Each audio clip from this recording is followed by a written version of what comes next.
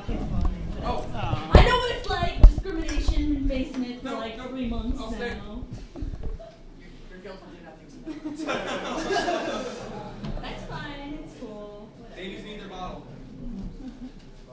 Okay, guys. Where am I going to start this? First off, let's hear it for Justin P. Drew, huh? He made it through. I'm very proud of him. We've been friends for a while, and I taught him everything he knows, so seriously. Okay, so I'm going to tell some jokes. All right. So about a week ago, I went and got a burrito over at Chipotle in Central Square.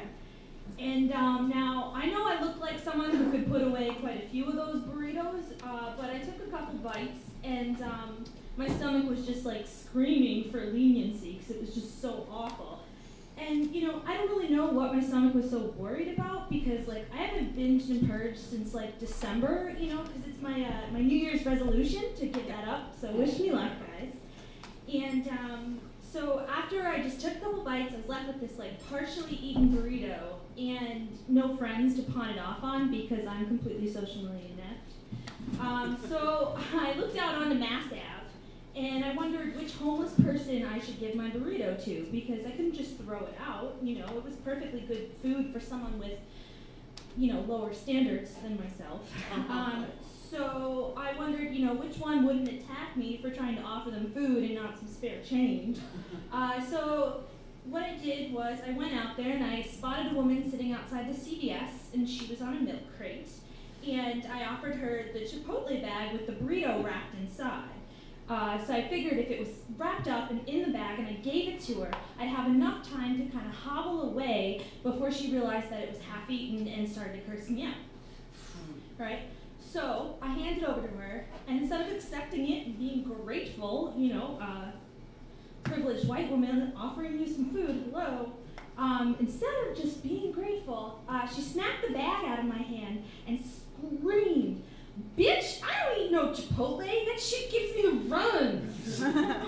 So, you know, just FYI, the next time you're walking through Central Square and you think that they're just crazies everywhere, some of them have some really good insight.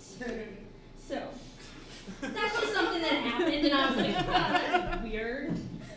You know, I'm usually a very caring and kind person. I'm a social work student, so I spend 30 hours a week helping people, you know, out in the field, and it can be really, really taxing.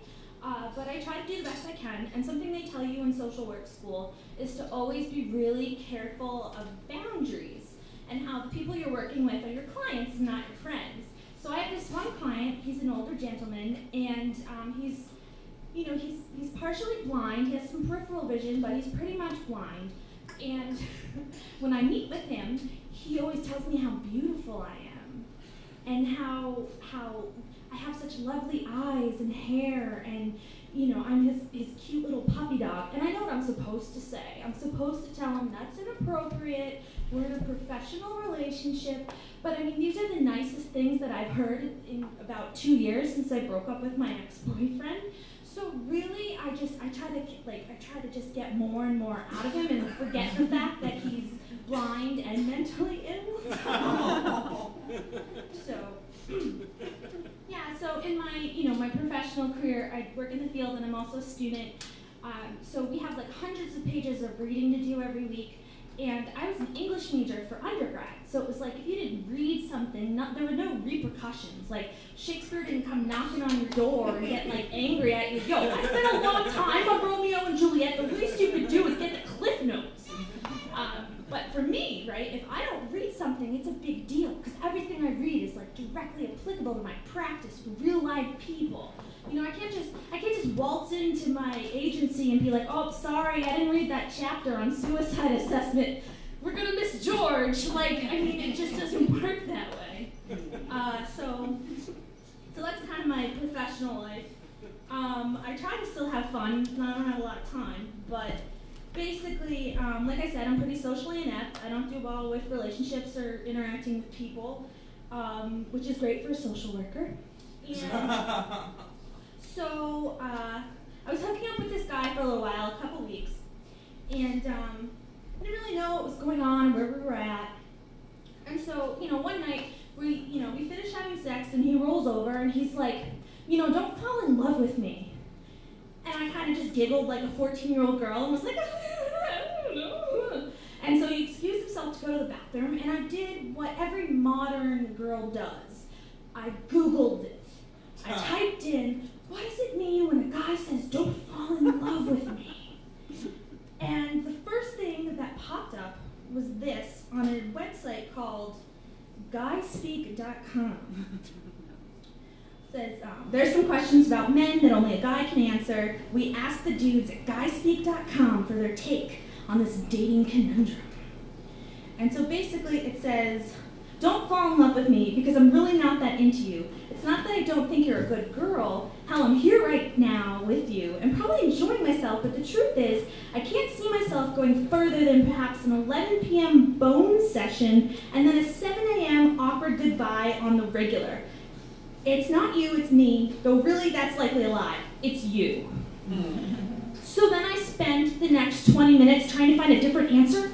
Just scrolling Yahoo Answers, Ask Jeeves, went on Wikipedia, and it all said the same crap. He says don't fall in love with him. He just wants to have sex with you. And so I thought about it, and he came back into the room and laid down. And I realized, at least it's some kind of human connection. At least it's something. For this little period of time, someone is paying attention to me. And so I swallowed what little pride I had, and I laid down, and I said, don't fall in love with me either. And like a week later, he threw me to the curb. So, anyway, that's my time. Thanks, guys.